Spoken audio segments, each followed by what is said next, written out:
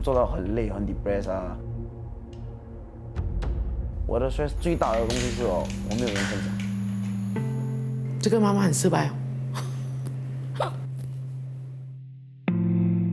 那时我真的很惨，我晚上真的完全睡不了，就开着眼睛 ，something is wrong with me。Hello， 我是学生蔡荣阳，阳明是海的阳，这里叫做Bing Who Cooks 哦，所以我是Bing，然后我 Who Cooks， 我可以 cook whatever I want to cook。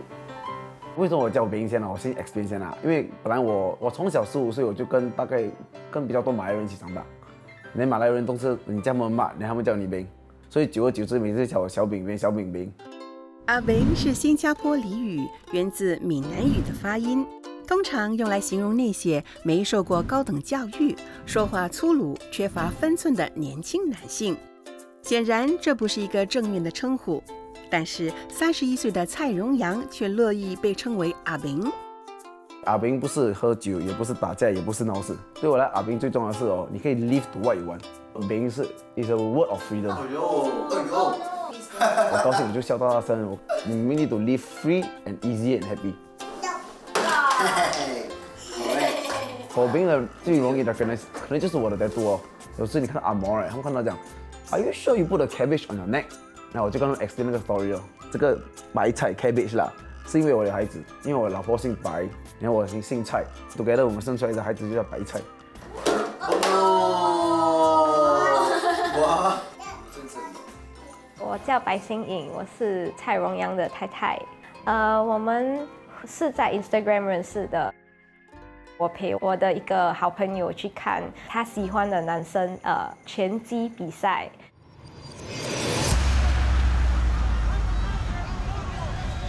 在蔡荣阳学习厨艺前，他曾经是国家队的拳击选手，到过不同的国家参加比赛。拳击这个擂台不仅让他大展身手，也促成了他的姻缘。然后我就去 at 他，然后他就天天 comment 在我的照片，然后我们就开始讲话。我觉得他是一个很调皮的男生，然后就有话直说，所以我觉得那个是我很欣赏他的东西，因为我喜欢比较 straightforward 的男生。每次跟他讲话，就他给我的 advice 都是很有道理，所以我就觉得，这个男生可以依靠。所以，我们就在一起。我差不多18岁就进 youth 了，印尼啊、台湾啊、中国啊，马来西亚比呢我就每年去，因为每年比呢12月会有一个导演们啊，我帮新加坡打那个导演们打了6、7年了，我全身很多伤，因为我的鼻子没有这么大的啦，我的鼻子是因为我觉得我的骨这边就已经碎了，也不是碎，是已经有很多 hairline fracture。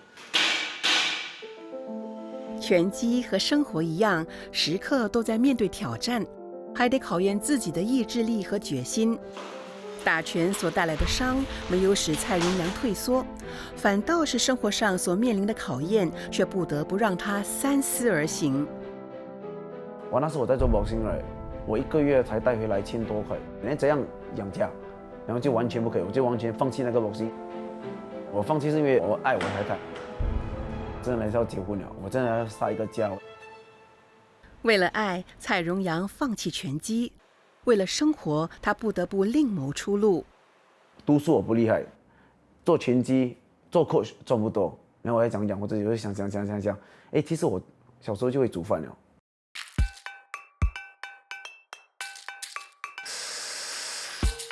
其实烹饪不是我的第一个选择啦，烹饪只是一个 way of survival。因为从小到大，我妈妈、爸爸都是出去做工，然后我就学煮饭。为什么我开始煮？是因为我要过个生活。因为我看我的父母都是小贩，因为对我来，我从小到大觉得只有自雇人士煮饭能赚钱，所以我就回去我第一个生存能力，所以我就选择小贩。然后我就去跟我的父母讲，他们讲你有病啊，你都没有钱，你都没有经验，我就讲 OK， 不然我去读书先了。他们讲 OK， 你去读书，读，然后去读 French cuisine 啦，读完了，我读了差不多2年，然后我so called毕业啦，我毕业了，然后我就去自己开自己的小饭。蔡荣阳从烹饪学校毕业后，马上开了一家熟食摊位，并以他的绰号阿文为摊位命名。这间呢是我的第一间店，我也不算白手起家，我是第一天在这边来，然后我在这边过了3年，23岁拿到店，刚好 UNESCO 进来 promote hawker culture， 然后刚好我又是 youngest hawker in Singapore， 很多 media 就找我，我有多80多个到100多个 interview 了啊， then slowly I was already not that super famous, but already well known in the local hawker scene 啊。蔡荣阳年纪轻轻就自己开始档口当小贩，引起了许多媒体的关注，开始有了名气。但是他的父母一开始却是反对他当小贩。我叫李美莲，我是蔡荣阳的妈妈。我是不太赞成呐，因为我们自己当小贩的，我们知道当小贩很辛苦的嘛，早出晚归啊。连我本来是不希望孩子步我们的后尘的，因为我们没有读书，才需要当小贩。把他硬说他不要去跟人家做工，我们没办法咯，就支持他了。蔡荣阳自2018年开始创业的小贩生意，3年来经营得有声有色。然而，冠病疫情的来袭，严重地打击了他的生意。疫情影响了很多家庭的收入，让蔡荣阳回想起小时候，家里也曾经饱受1997年金融风暴的影响，于是启发了他想给有需要的家庭派送免费食物的想法。到 COVID 来了，我就 agree 我要给 free food to everyone。然后我爸爸那时中了那个行情风暴啊，那时他们 economy 还没有工作很惨呀。然后我爸爸也是没有讲啦，爸你懂小孩子喜欢吃麦当劳。然后我爸爸因为麦当劳是我的时代是很贵的东西，然后我每一天也是要吃麦当劳，我爸爸也是每一天买给我，父母都伟大。然后对我来，我就觉得 during COVID I don't want the same thing to happen to other kids， 所以我就 promise that whoever wants food just 跟我讲你要食物，我就 deliver to 你的家。I don't want anybody to go hungry during that time。他的善举也让他荣获2020年总统志愿服务及慈善事业奖。与这份荣誉相比，他更为欣慰的是，他的父母因他而感到光荣。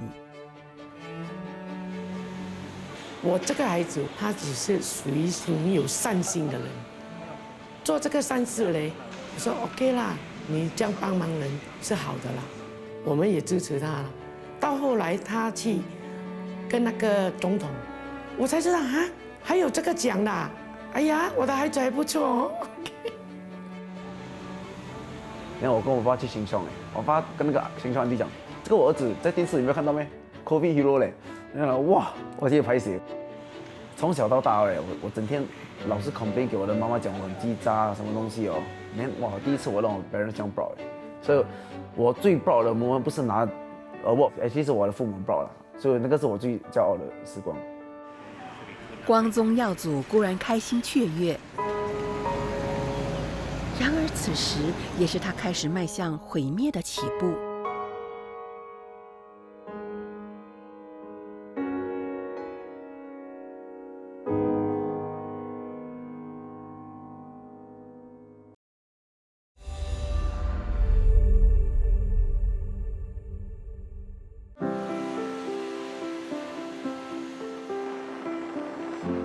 Thanks, Nicolette, for introducing us that this person who needs our help for the rest of the circuit break.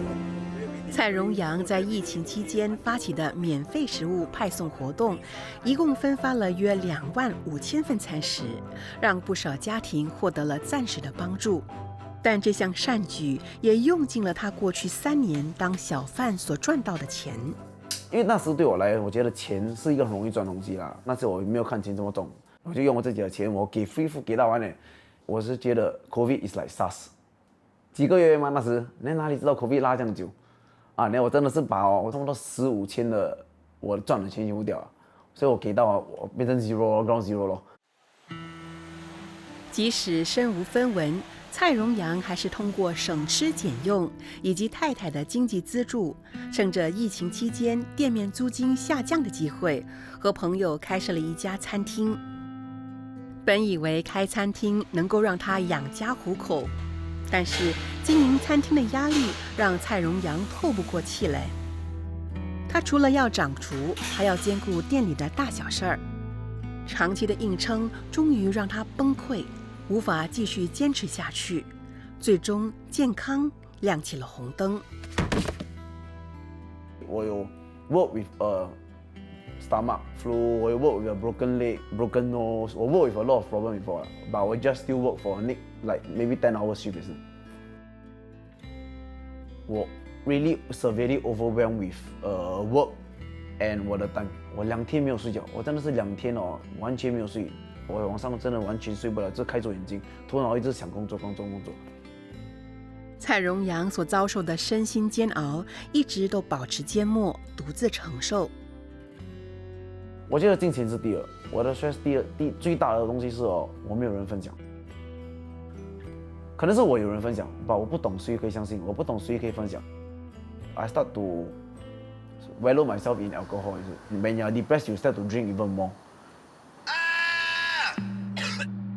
他一回来他就开门很大声，然后就讲话很大声，我就很怕他吵到 baby， 他就吐到整间家都是，然后我就来崩溃。before 结婚的时候，他是一滴酒都不碰。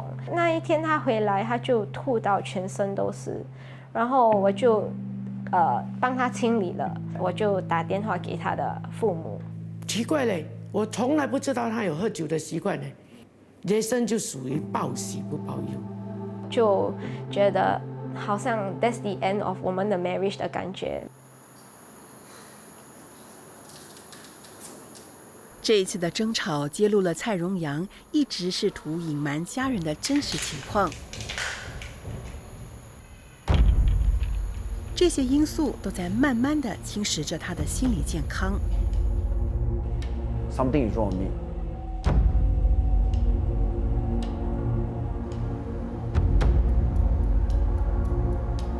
Was going through a very hard, 我的 first restaurant 的 partnership disagreement 啊，然后我就 everything was being overwhelmed， 我就要管厨房，我要管前面，我要管管到完全东西了。那我已经做了16个小时，我都没有时间了，我还要哪里挤出那个6个小时不要睡觉，然后就做到很累很 depressed 啊。哇，那时我真的很惨，我惨到不可以再惨了，我活到辛苦了。早上起来我会觉得 What's the purpose of my life today？他有跟我讲他有自杀的念头，但是那个时候我就有担心，我很怕失去他。我的 first suicide 是 when I think 我的孩子还没出来，我的 wife was pregnant。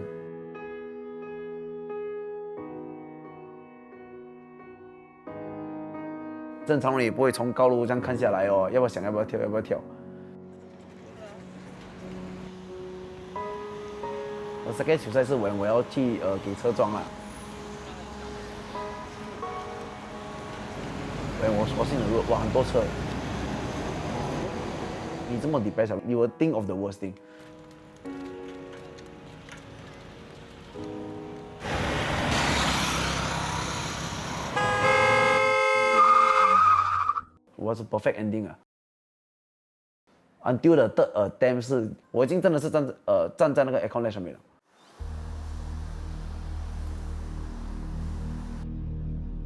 然后我的孩子，爸爸，爸爸。第3次企图自我了结的冲动，也因为儿子的呼叫而告终。爸爸。饱受精神煎熬的蔡荣阳一直独自承受痛苦。他有想要去自杀？真的吗？哈，我真的不知道嘞。这个妈妈很失败哦，听了我整个心都要碎了嘞。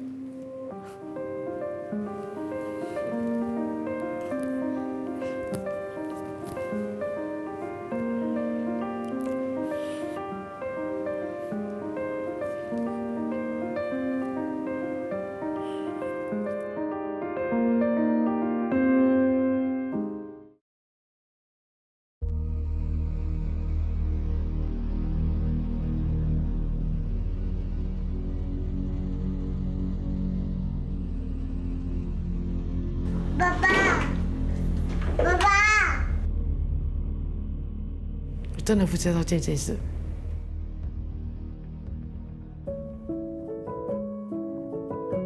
我觉得是我的错，因为对我来，我觉得我沟通很大的问题，因为我从来不跟人家沟通。然后我跟我太太，我们在一起已经10多年了，我也是报喜不报忧嘛。我 realize that I really do need help 啊。经过心理专家诊断后，确定蔡荣阳患上了抑郁症。I'm Rachel Koh, and I'm Jason's psychologist.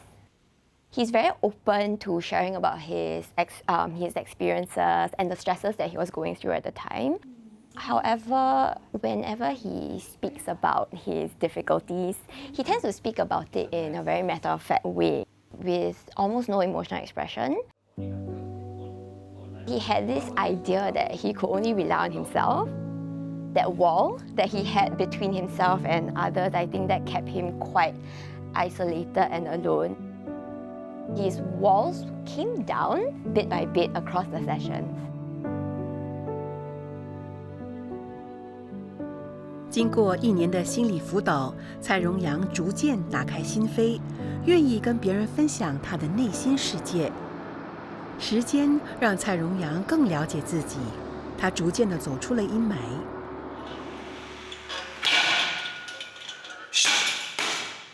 蔡荣阳开始锻炼身体，他了解有了体力和好精神，才能够应付每一天。他重返自己热爱的拳击擂台，开始收生教导拳击，成为了兼职拳击教练。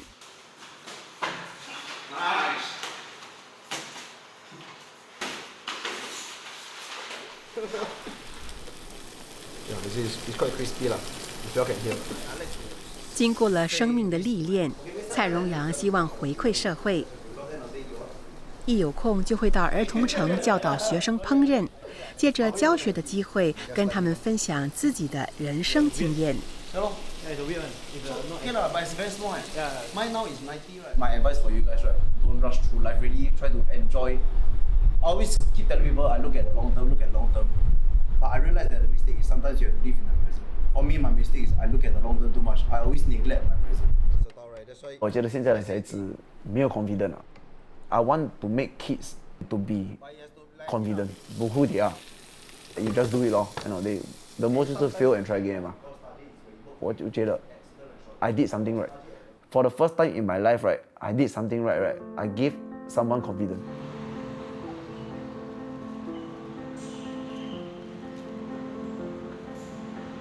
蔡荣阳从小就很敬仰父亲，但是父子俩的感情似乎隔着一条鸿沟。父亲个性内向，表达对子女的爱也非常含蓄。早上我就带他们去放那读书，读了我就忙我的自己的生意了，忙到没有时间了，早出晚归就对了。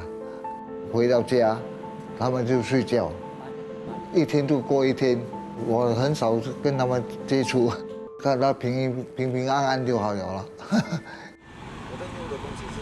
如今，蔡荣阳更积极主动和父亲培养感情。做爸爸就是这样啊，什么工作都要做工啊，没有做工哪里会很女人啊？After 做了爸爸，我才注意到 ，actually 我 follow 爸爸的 footstep，where I don't mind sacrificing。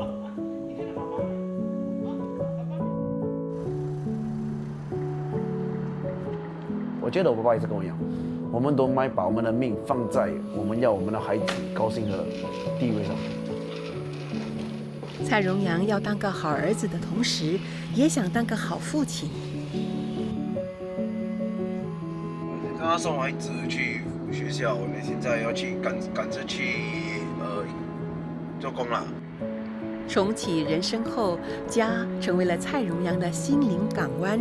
生活中都有家人围绕在身边。我现在在我父母那边的食堂啦，我回去煮我在芳龄的时候煮的一模一样的东西。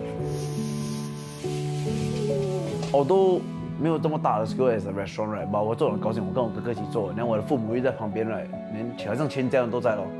又回去那个 normal 的 Jason， 我认识的 Jason 这样。现在只希望我们3个来可以继续这样。我觉得我一步一脚印的慢慢爬上来，我每天觉得比较高兴，来时间配合得到，可以陪老婆，可以陪孩子，又可以陪父母，我是觉得高兴很多很多很多。